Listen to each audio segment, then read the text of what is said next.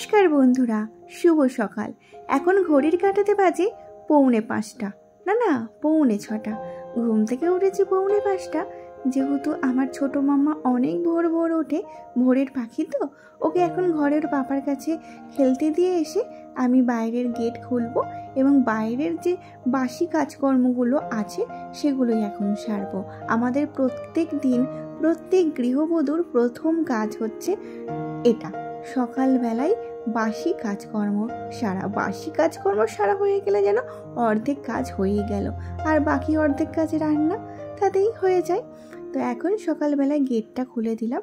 Gate খুলে এবার বাসি যে দুয়ারগুলো হয়, মানে নাচ দুয়ার বলে গ্রাম বাংলার ভাষায়, মানে মেন গেট বাসি, মানে সকালবেলায় সেটা হচ্ছে জল দিয়ে এরকম করে জল ছড়া দিতে হয়।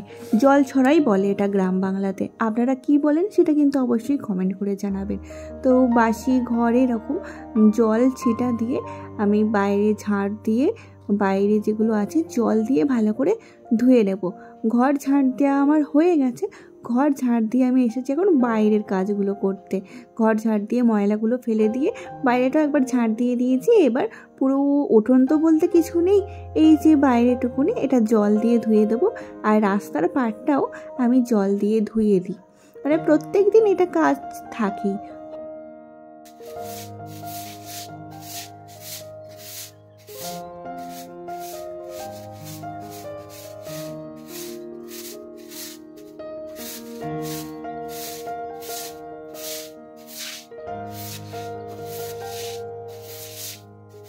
কাজগুলো করতে করতেই চলুন আপনাদের সঙ্গে কিছু কথা শেয়ার করি। অনেক ছোট বয়সে বিয়ে করে এই বাড়িতে এসেছিলাম। তখন বয়স মাত্র 16 বছর। সংসারে তেমন কিছুই জানি না, কোনো কাজকর্মও ঠিক করে গুছিয়ে করতে পারি না, কিন্তু চেষ্টা। পারিবারিক শিক্ষা, সত্যি পারিবারিক শিক্ষাটাও অনেক সময় ম্যাটার করে। শুধু যে টাকা পয়সা থাকলেই যে শিক্ষা থাকে তা কিন্তু নয়। পরিবারের শিক্ষা কিন্তু একটা অন্যরকম গুরুত্ব এনে দেয় আমাদের জীবনে। তাই পরিবার থেকেই দেখে দেখে শিখেছি, সেই শিক্ষাটাই এখানে এসে কাজে লাগিয়েছি। কোনো কাজকর্ম শিখে আসিনি তো কি হয়েছে, তবে শ্বশুরবাড়ি থেকে যাতে কথা শুনতে না হয় আমার বাবা মাকে, তাই চেষ্টা করে গেছি।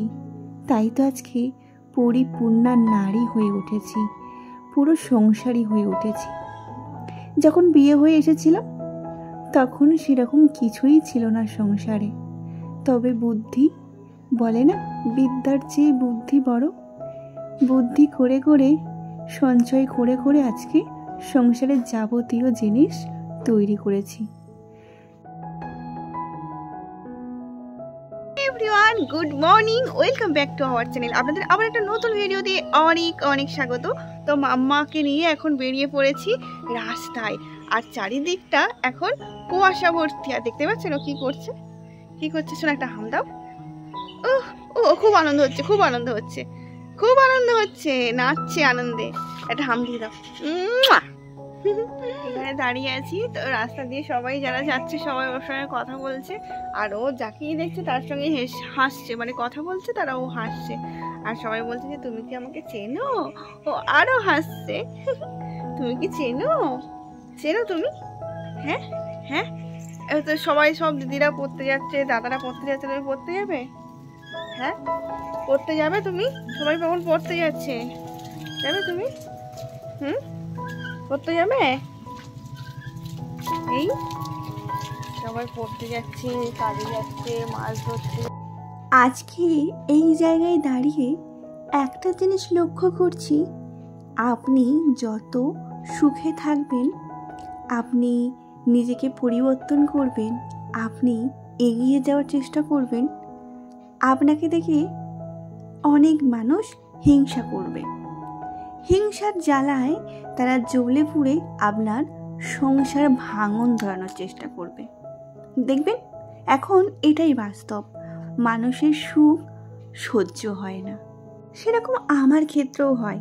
এই যে আমি ভিডিও করে 2 পয়সা রোজগার করে পরিবারের পাশে দাঁড়াচ্ছি, সেটাও অনেক মানুষের সহ্য হয় না। কিছু রিলেটিভ থাকে এরকম, দেখবেন সব সময় আপনাকে নজরে রাখে এবং সেটা ফলো করে আপনার পরিবারের মধ্যে ভাঙন ধরানোর চেষ্টা করে। একটা সময় আমি বিয়ের পরে পড়াশোনা করতাম।